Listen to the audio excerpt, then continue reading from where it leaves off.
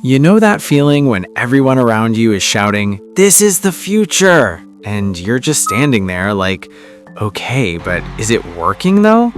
Yeah, that's how I feel about AI right now. Every company says they're AI powered. Your phone is AI, your email is AI, your fridge is probably learning your habits as we speak. And then there's Microsoft Copilot. Microsoft says Copilot is the future of work. Your boss says Copilot will make you 10 times more productive. And you're just there opening Word like, where exactly is this thing? So today, let's slow down. No hype, no doom, no AI panic. Let's talk about Microsoft Copilot, what it promised, what's actually happening, and whether this whole AI boom is starting to look a little bit like the dot-com bubble. Not saying it is, just asking the uncomfortable question. So first, what is Microsoft Copilot? In simple terms, Copilot is Microsoft's AI assistant built into tools people already use: Word, Excel, Outlook, PowerPoint, Teams. The dream was simple and beautiful.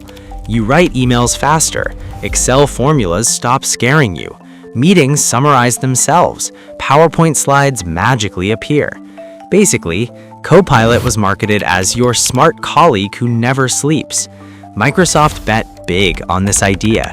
Billions in AI infrastructure, deep partnership with OpenAI, Copilot everywhere, Windows, Office, GitHub, even the Start menu. This wasn't a side project. This was supposed to be the next growth engine. And at first, the hype was loud, but then reality quietly entered the chat. Here's where things get interesting. According to multiple articles and analyst reports, Copilot adoption hasn't fully matched Microsoft's early expectations, especially inside regular companies, not tech giants. Now, Microsoft says adoption is strong. Fortune 500 companies are using it. We're happy with progress. And that's not wrong. But analysts also noticed something else. Internal sales targets were reportedly adjusted. Growth expectations became more cautious. Engagement varied a lot from company to company. Translation: some teams love Copilot, others barely touch it. It's like paying for a gym membership. Some people go every morning, others just own gym clothes. Same subscription, very different results. Now let's talk money. Copilot is not cheap. For many businesses, it's an extra cost per employee on top of Microsoft 365, and business owners are asking a very human question: is this thing actually worth the money? Some managers say it saves time, it helps with drafts and summaries. Others say people don't use it, we're paying but nothing changed.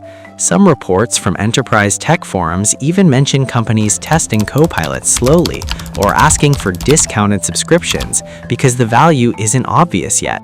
And honestly, that's fair. If you buy something and need 3 workshops, 2 consultants, and a prayer session to use it, people will hesitate. Here's one of the most underrated issues. Many employees don't even know they have Copilot. No joke. Licenses get activated, emails get sent, and then silence. No training, no examples, no here's how this helps your job. So workers open Word and still work the same way they've worked for years. That's not an AI failure. That's a human onboarding failure. Giving someone AI without guidance is like handing them a spaceship and saying, "Good luck, press buttons." Now let's talk about the elephant in the room. Even inside companies that have Copilot, many people still use ChatGPT. Why? Because it's simple, familiar, fast, and flexible. ChatGPT feels like asking a smart friend for help. Copilot feels like asking your office assistant. Microsoft Copilot shines in structured company work. ChatGPT dominates daily thinking, writing, and brainstorming. So while Microsoft can say we're fully launched, usage habits tell a more mixed story. Now let's zoom out. This is where people start whispering the scary word: bubble. The similarities to the dot-com era are uncomfortable. Massive investment before clear profits. Every company shouting buzzwords. Investors expecting miracles.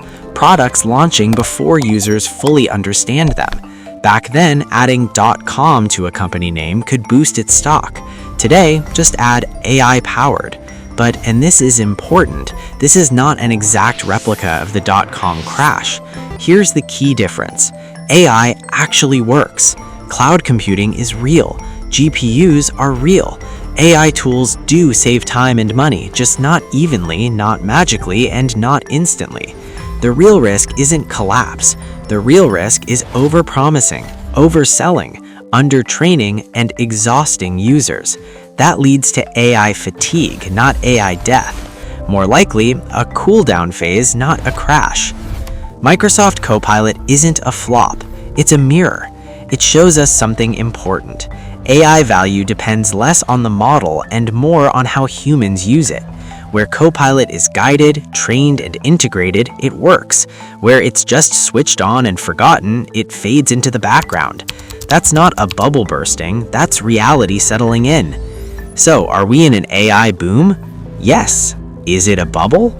Maybe not a bubble, but definitely a reality check. AI isn't magic, it's a tool. And tools don't replace thinking, they amplify habits. If companies learn that lesson, AI becomes boring, useful, and powerful.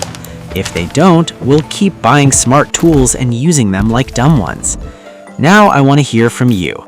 Do you use Copilot at work, or is it just sitting there, quietly, judging you? Do you think we're in an AI bubble, or just early days? Drop your thoughts in the comments. Like the video if this made you think. Subscribe if you enjoy tech stories without hype and panic. And remember, the future isn't about smarter machines, it's about smarter use of them.